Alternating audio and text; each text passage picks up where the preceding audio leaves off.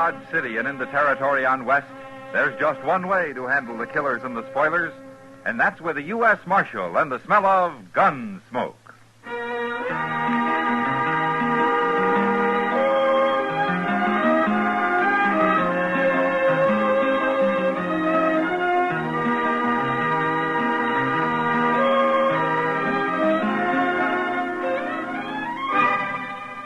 Gunsmoke, starring William Conrad. The transcribed story of the violence that moved west with young America. And the story of a man who moved with it. I'm that man, Matt Dillon, United States Marshal. The first man they look for and the last they want to meet. It's a chancy job, and it makes a man watchful. And a little lonely.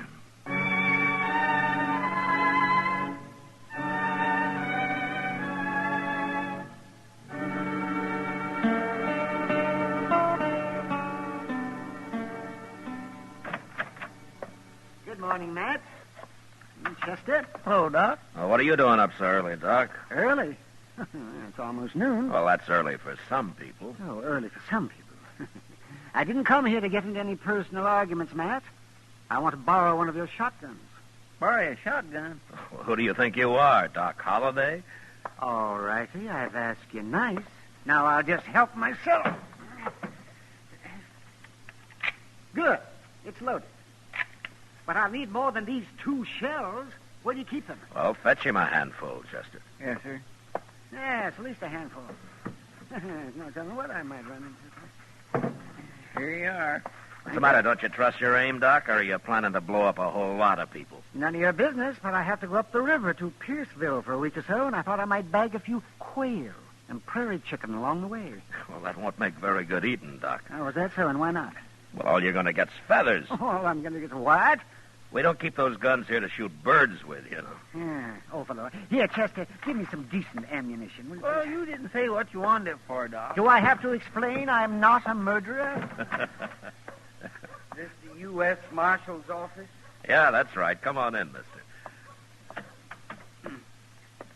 I got something to tell you, Marshal. Okay. First, you better say my name. It's Emmett Dooley. All right, Dooley. Now, for what I got to tell you. I've been skinning hides, Marshal, working for a buffalo hunter named Culprit. You know him? No, I don't. Well, there was this Culprit and his partner Faber and me and the cook. Nobody knows the cook's name. We just call him the cook. And we was camped up the Arkansas River at Turkey Bend. You know where that is? Yeah, I know. Well, sir, Culprit, he broke out some whiskey night before last, and we all took to drinking it. And, Marshal, it's a bad thing, but when I drink whiskey, I get kind of senseless. Well, most men do, Dooley. Not like me. I go crazy wild. You won't believe it to look at me, Marshal, but I'm a dangerous man when I'm drinking whiskey. I see.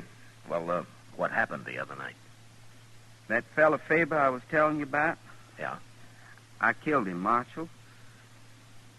You did? Yes, sir. I shot and killed him. I don't know why I did it, except that I was senseless drunk on that whiskey. I don't even remember doing it, Marshal, but when I come to next morning, them other fellas told me about it.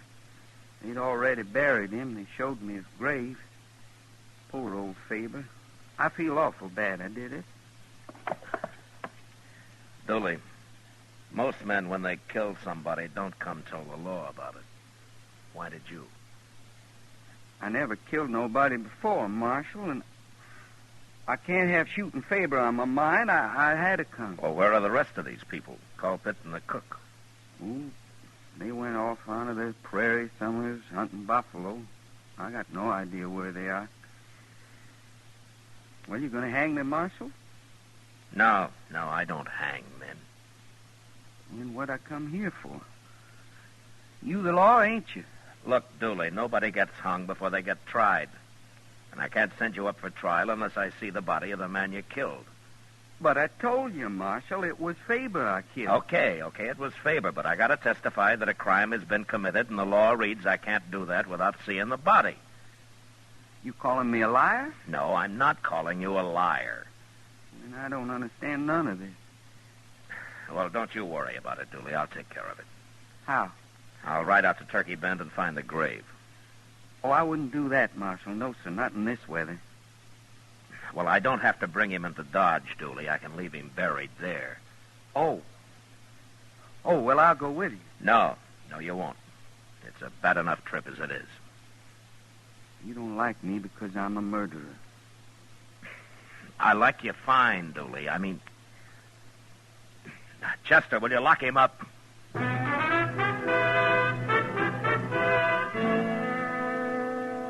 Turkey Bend was about 20 miles up the Arkansas, and since he was headed that way, Doc Adams rode along with us. We reached the campsite about mid-afternoon, but it took us another hour to find the grave. There was no marker on it, and in fact, only the color of the fresh-turned earth made it possible to find it all. Chester and I did the shovel work, and Doc did the examining. What's he taking so long for, Mr. Dillon? Oh, Doc's slow, Chester, but he doesn't miss much. Well, what's there to miss? He's just a shot man. I mean, a Doc-shot man. I mean, a man... Never mind, Chester. Oh, he's through now. You can put him back now. I've seen all I need. Well, I should hope so, Doc. What was you looking for, measles? It isn't what I was looking for, Chester. It's what I found. Oh, what do you mean, Doc? Matt, I remember Dooley saying he shot this man. Is that right? Well, that's what he said. Well, little Dooley got it all mixed up. Faber there didn't die from a bullet. He died from a knife. What? Right through the heart. A knife, huh? Yeah, Dooley sure did get it mixed up. That or somebody told him wrong. It don't make sense. Well, it'd make more sense if I could talk to Cope. Well, how are you ever going to find him out here? He could be anywhere, any direction. We might be weeks looking for him. Now, we'll make him come to us, Chester. Him and the cook both. Come to us? How? You'll see. When we get back to Dodge.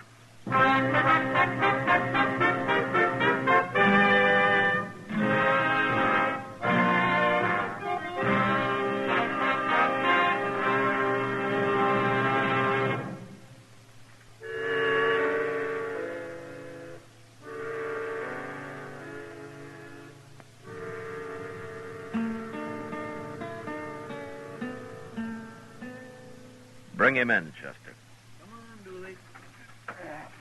Sun is up and the dew is almost gone from all the little plants and flowers. Chester woke me up, Marshal. You're going to have to do your sleeping somewhere else from now on, Dooley. I can sleep anywhere, anytime. That's what I like about winter. Nothing to do but sleep. Dooley, I'm turning you loose. What? I don't want you to leave Dodge, but I don't want you in jail either. What's the matter with me being in jail? I shot a man, didn't I? You saw the body, didn't you? You got the evidence? Now, don't you worry about it, Dooley. Just do what I tell you to. I want you to stay in Dodge, but not in jail. What? I got no money. I got nothing to eat. I got no place to sleep. I'm a buffalo skinner. How am I going to get a job in Dodge? Here, Dooley. Here's $10. Now, you can live on that fine. No. Now, go on, take it. Well, okay. But I'm not a man to borrow money. Now, you're doing me a favor. I should have made Culprit pay me off. Like he said, it didn't make sense. Me being in jail, I couldn't spend nothing. They may pay you off yet, Dooley. What? No, never mind. But look, if I catch you drinking that money, I'm going to take it away from you and you'll starve. Oh, I won't be drinking, Marshal. Didn't I tell you how crazy and dangerous I am when I drink whiskey? No, sir, I won't do that. Good.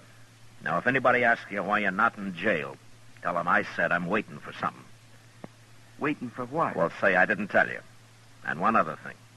Don't you tell anybody we rode out and found Faber's body. Don't tell anybody at all. Just forget about that. I'm all mixed up, Marshal. Am I still under arrest? No, Dooley. Now, why don't you go on and get out of here? I got work to do, huh? Can I come see you sometime? You and Chester? Sure. Of course you can. But I don't want you hanging around here all day. Okay. I won't. Just once in a while. I wouldn't feel right otherwise, Marshal. Me being a murderer and all. So long. So long, Dooley. Bye, Dooley.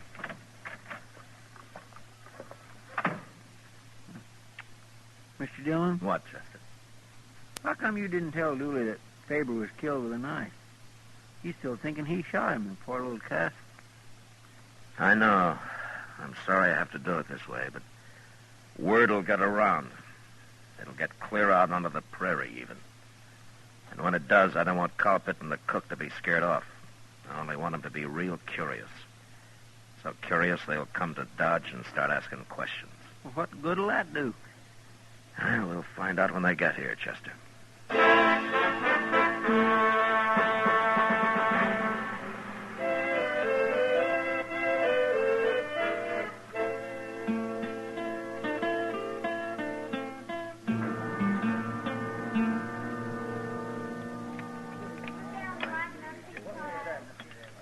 Sugar, Mr. Dillon?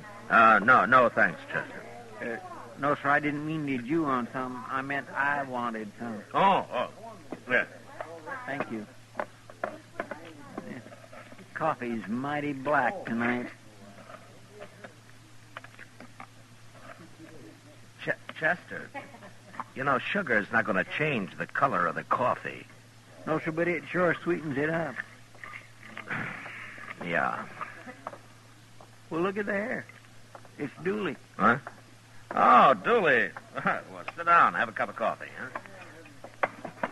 huh? Well, ain't you going to say hello, Dooley? I can't stand it no more. You got to help me. Oh, what's the matter, Dooley? What's troubling you? 2 days. I've been out of jail 2 days. I can't go to another one, Mark. Well, why? What is it? Well, everybody treats me bad. They won't have nothing to do with me. They say I admit shooting a man, I ought to be in jail. I'm talking about you too, Marshal, for letting me out. People talk whatever I do. Well, I can't face him out no more. And anyways, I did kill him. I ought to be in jail. Well, Marshal, this way I feel like I'd stole a sheep. That's how I feel, just like I'd stole a sheep. I'm sorry, Dooley. You gotta help me. Last night they wouldn't even let me sleep in the room in house, or the hotel, nor no place. Seems to me the citizens of Dodge are getting mighty high-minded all of a sudden. But I'll help you, Dooley. Thanks, Marshal. But not in jail. I can't let you stay there.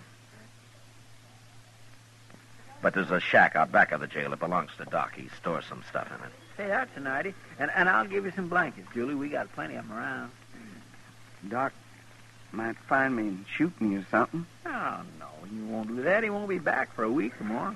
Anyway, he'll be glad you're using the place. Well, can I stay in it all day, too? Sure you can. And if you'll show yourself somewhere every now and then, you know? I don't want anybody to think that you've left Dodge. I gotta eat. Will that do it?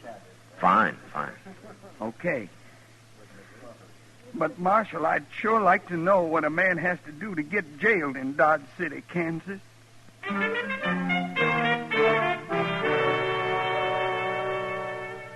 I don't know what Dooley did to pass the time, but for the next few days he hid day and night in Doc's shack back of the jail and came out only to eat a meal in a restaurant now and then. I felt sorry for him, but I'd have felt sorrier if he'd been hung for a crime I knew he was innocent of. A week passed and nothing happened until one day when I went into the general store after a new watch chain I'd ordered. Mr. Jonas wasn't there, but Kitty was. Hello, Matt. Hey, Kitty, you gonna buy that hat? Like it? Oh, it looks fine. Really? You sure? Oh, yeah, take it. You won't do better than that. I had Mr. Jonas order it 6 months ago. Huh? Oh, well, the mails are slow sometimes. It came on the Santa Fe, Matt, not by Pony Express. What? I ordered this hat 6 months ago. It arrived 4 months ago, and I've been wearing it ever since. Where's Mr. Jonas, Kitty? I'm glad you like it, though. He's out back trying to sell somebody a new wagon. Oh? Well, that's a bigger item than my watch chain. I better come back tomorrow. Wait, here he comes now. Wagon you can buy, mister. I guarantee you'll never have any trouble with it. It's too expensive. What's the matter with them Conestoga people? They raise their prices every year. Well, I'll tell you what I'll do. If I don't sell that wagon by noon tomorrow, you can have it $50 off. You mean that? You have my word, noon tomorrow. Well, I'm camped down on the river, right where the cottonwoods begin. Suppose you drive it out there at noon. No. If you want it, you'll have to pick it up here. I got only one man in my camp, my cook. That's why I asked. Where are the rest of your men? Dead or gone. But I'll be picking up a new crew before I head out again. Hey, you shouldn't have any trouble finding hide skinners around here. I'll do it tomorrow when I come in for the wagon. Oh, by the way, I heard there's a friend of mine in town, a fellow called Dooley. You know where I could find him? Well, no, I don't. But here's the man to ask. I don't know any Dooley. I never even heard of him. What? I'd like to get my watch chain, though. Has it come in yet? Well, yes, but We've been waiting half an hour, Mr. Jonas. Aren't you ever going to be through with him? Don't get in a fret, lady. He's through now. See you at noon tomorrow, storekeeper. Sure. Oh, thanks, Kitty. Sure, Matt. Now, what is this all about, Marshal? Mr. Jonas, that man's name is Colpit. I've been waiting a long time for him to get here. Oh, now I understand. It was his partner Dooley killed. That's why he was saying he's running his outfit alone now that he's got all the money. Is that what he said? Yes, and he also said something about taking care of the law here before he left. Of course, I didn't think anything about it at the time. Lots of men talk like that. Yeah, I guess they do. But, Colpit may mean it.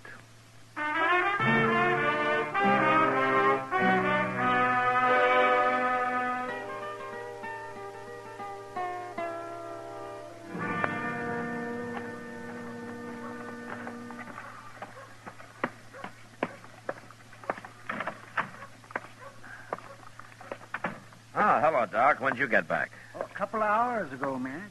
Well, what are you doing in here, Dooley? Doc found me in his shack out back, Marshal. We've been talking. Talking? Well, Matt, I just got back. I didn't know what was going on here. Doc told me about Faber. He says he was killed with a knife. He says I didn't shoot him. Oh, I'm sorry, Matt. I guess you didn't want him to know. Oh, it's all right, Doc. It doesn't matter now.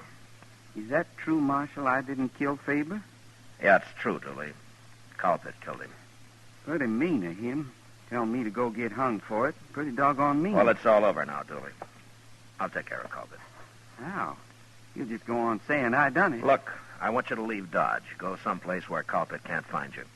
Then I'm going down to his camp while he's in town tomorrow and arrest the cook. Well, the cook, you said Culpit done it. Well, he did. But I'm going to throw the cook in jail and then take Colpit. When I tell him the cook has told me the whole story, I think I can break Colpit down and he'll confess. That Culpit don't care about nothing. Tell me I done it. Marshal, I wish I'd never gone to work for that man. Well, you'd have been better off if you hadn't, Dooley. But you're out of trouble now. Unless Colpit finds you. So you get out of Dodge as fast as you can, huh? I'll get Chester to find you a horse of some kind. He's a wicked man, Culpit is. A wicked, wicked man. Sure. Oh, now you get going, Dooley, huh? And, good luck to you. Thank you, Marshal. You've been as good as you could be to me, I guess. Yeah. Sometime, if I'm Dodge again, I'll come see you, maybe. Sure. Anytime, Dooley. I'll be glad to see you. Well, so long. So long, Marshal.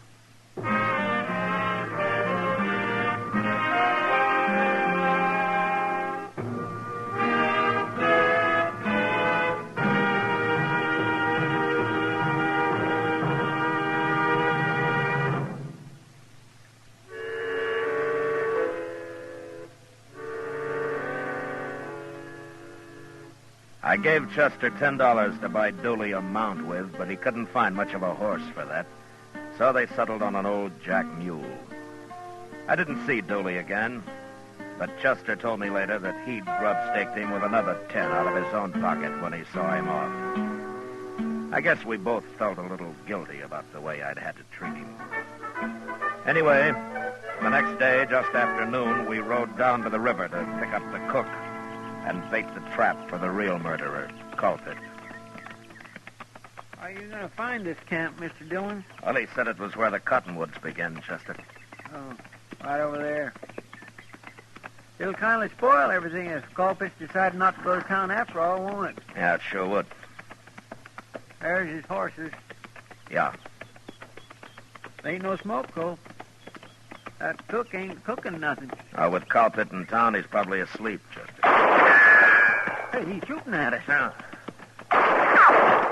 There's a hole up ahead, Chester. Right for it.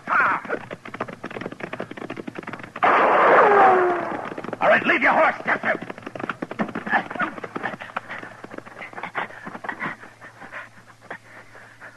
I told you Colpitch didn't go in town, Mr. Dill.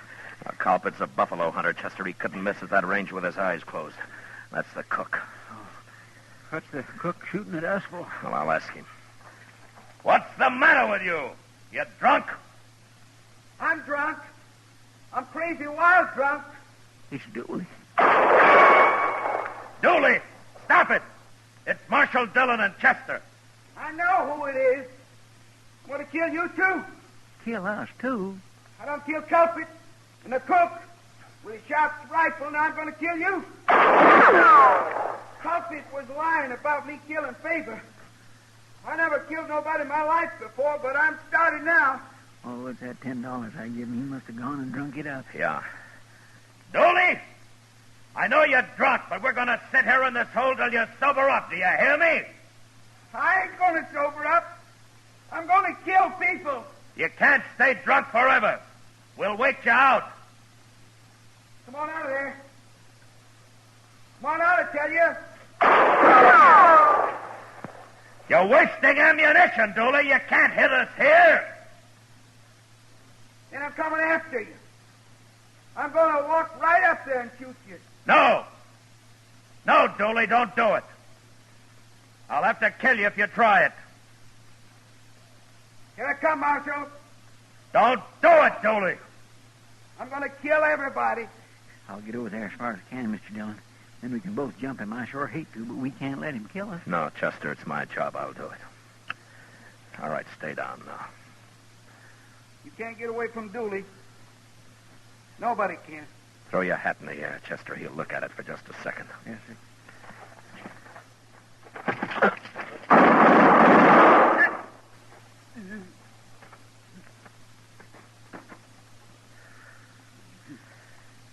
Oh, that's it, Chester.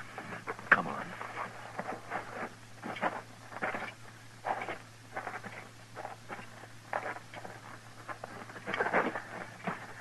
Dooley. Dooley. You killed me. I didn't kill you. You killed me. Dooley, you're the last man in the world I wanted to kill. Culprit and the cook. They're dead. I shot them. Culprit was a mean, wicked man, Marshal. Yeah, he was. Marshal? What? I'll come say hello to you next time I'm in Dodge. You said I could. Yeah, you come, Dooley. Sure, you come anytime you want. Thanks, Marshal. Thank you.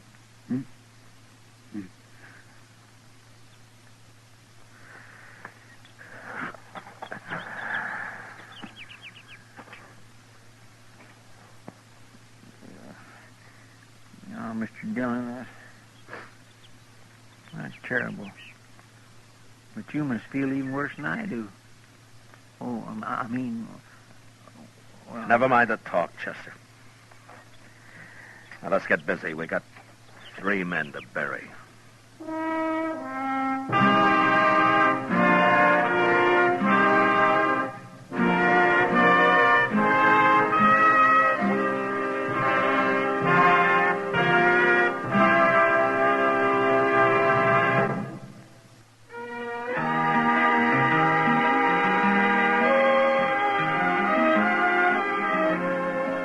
Gunsmoke, produced and directed by Norman MacDonald, stars William Conrad as Matt Dillon, U.S. Marshal. Tonight's story was specially written for Gunsmoke by John Meston, with music composed and conducted by Rex Corey. Featured in the cast were Vic Perrin, Harry Bartell, and James Nusser. Parley Bear is Chester, Howard McNear is Doc, and Georgia Ellis is Kitty. Join us again next week as Matt Dillon, U.S. Marshal, fights to bring law and order out of the wild violence of the West in Gunsmoke.